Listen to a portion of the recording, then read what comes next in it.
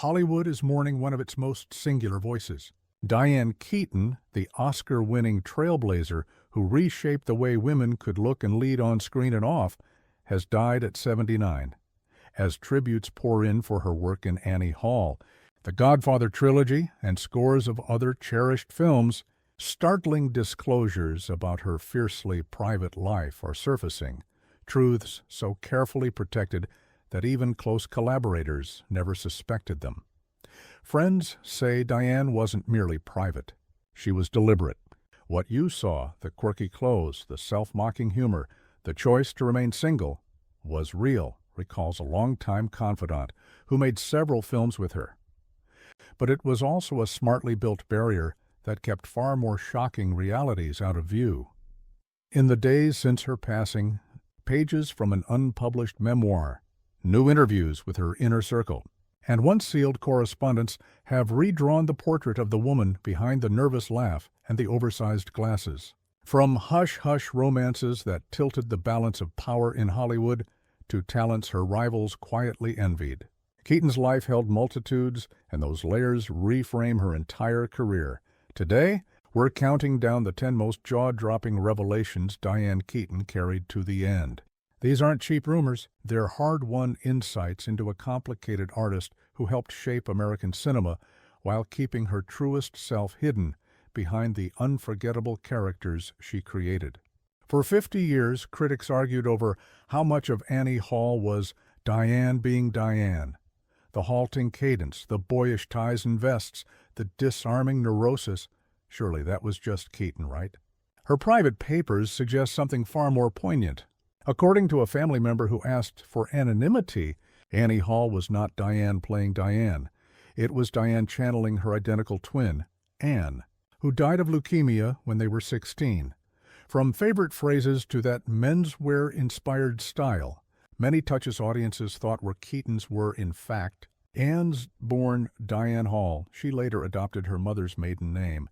Keaton, the actress, rarely spoke publicly about her sister's death. Instead, she worked through the grief on set. As Woody Allen developed the role with her, Diane gradually wove Anne's mannerisms into the character.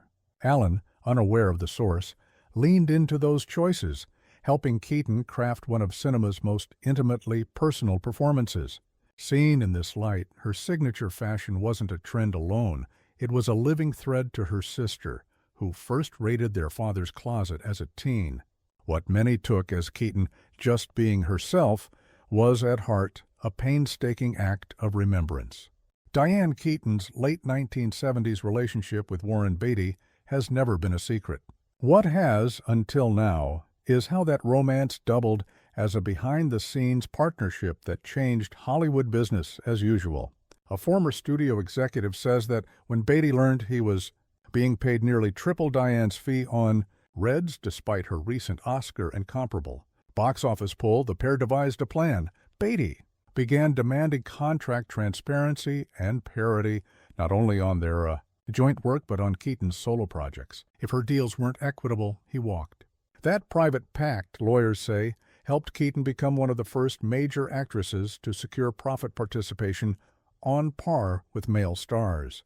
Because the push came from Beatty, already branded a brilliant, difficult leading man, executives treated it as business, not rebellion. Meanwhile, Keaton maintained her public image as adorably unthreatening. The result? A template for women to gain real leverage without being labeled impossible. Fans knew Diane adored architecture. Her coffee table books and lovingly restored homes were proof. Few realized just how far it went. Under a pseudonym woven from her mother's maiden name and her own middle name, Keaton designed or co-designed more than a dozen notable residences and commercial spaces across Southern California, including award winners that appeared in major design publications.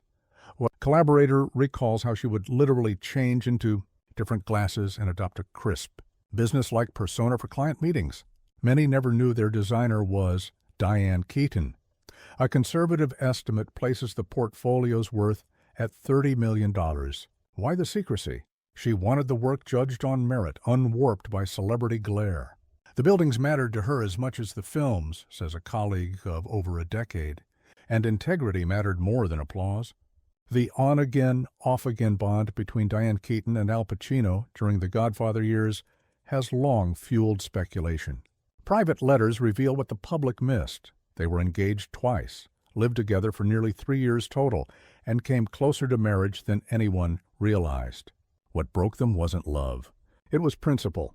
According to Keaton's late 1980s correspondence with her sister, Pacino wanted her to leave acting after they wed, a request that struck at the core of who she was. During that crossroads, Diane turned down several major roles, choices once chalked up to a dry spell in scripts. And when Reds arrived, she had just decided to choose her career over the relationship. The role's fierce emotional conflict, torn between devotion and self-determination, mirrored the decision she was living.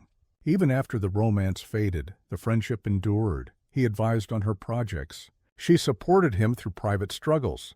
Their ability to reshape heartbreak into lifelong loyalty reveals an emotional intelligence both rarely got credit for. The Keaton-Allen partnership yielded some of the 1970s most celebrated films. What stayed hidden? Diane's crucial role behind the curtain when Woody's career hit a wall. After Sleeper stumbled, studios saw him as too niche. The early cut of Annie Hall, then titled Anhedonia, was cerebral, fragmented, and alienating. Keaton stepped in. Multiple sources say she pushed for a clear emotional spine, fought for the romance audiences could hold on to, and convinced Allen to excise nearly 40 minutes of digressions that bogged the film down. At her insistence, the fix remained secret. She believed Woody's auteur aura was essential to his future creative freedom. Annie Hall went on to win 4 Academy Awards, including Best Picture and Reset American Screen Comedy. As one scholar puts it, the emotional honesty and the balance of head and heart that people prize in that film, that's Diane's fingerprint. To the world, Keaton radiated energy well into her 70s. Privately, she managed a rare form of rheumatoid arthritis diagnosed in her early 40s, around baby boom. Determined not to be sidelined in an industry already punishing to aging women, she told almost no one. Instead, she built rigorous routines, up 4 hours before call to warm her joints, targeted medications, ice and emergency treatments between takes. Her signature roomy layers sometimes hid compression garments and devices that enabled her to move. Directors chalked her minimal take preference up to technique, never guessing it was also necessity.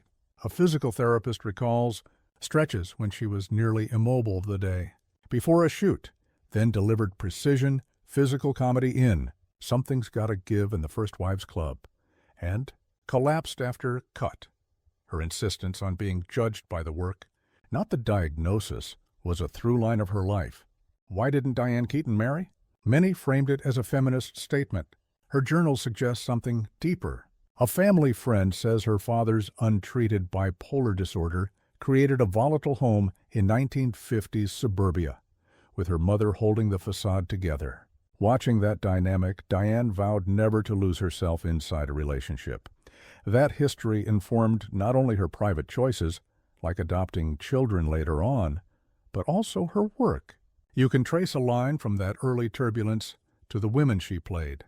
The Godfather's Kay, Interior's Renata, figures navigating impossible circumstances with a complex mix of vulnerability and resolve.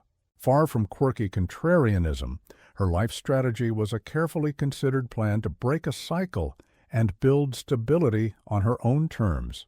Before acting took over, Keaton trained seriously as a singer, studying while performing in nightclubs, developing a voice that married jazz phrasing to folk clarity, and she never really stopped.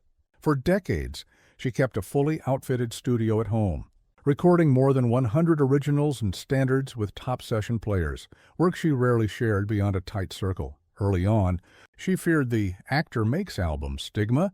Later, the songs grew too personal. They became her private emotional journal, says a frequent collaborator, cataloging relationships, disappointments, family struggles. In recent years, she began sorting tracks for a possible posthumous release. Those who have heard parts call the collection revelatory, a parallel creative life hiding in plain sight. Alongside directing Unstrung Heroes and Hanging Up, Keaton spent decades fighting to make her most personal script The White Room, written in the late 1980s. It follows three women from a 1960s college friendship through marriages, divorces, career peaks and crashes, motherhood, and health crises, unflinching about sexuality, aging, and ambition. Studio's refrain, too female-centric. This even with Diane offering to star opposite Meryl Streep and Jessica Lange, both on board. She kept the rights alive for over 30 years, funding budgets and rewrites herself. Streamers later courted it as a limited series. She refused, insisting its impact required a single-sitting theatrical experience. That stand likely doomed it. But it also exposes how long and how hard she pushed against a system that undervalued women's interior lives. Keaton's decision to adopt daughter Dexter in 1996 and son Duke in 2001 as a single mother in her 50s made headlines and helped normalize later-in-life adoption. Privately, it followed a devastating pregnancy loss in her early 40s after a relationship ended over children. The grief didn't spur a whim. It accelerated a path she'd been researching since her late 30s. Her journals show extraordinary care to guard Dexter and Duke from the distortions of fame, using her mother's last name on school forms, choosing communities where Diane Keaton wasn't the only lens. Motherhood also reshaped her career calculus. She gravitated to projects with shorter shoots and steadier pay, choices some purists sniffed at. In her notes, she's clear. They were intentional trade-offs to maximize presence and stability. It wasn't retreat. It was values made visible.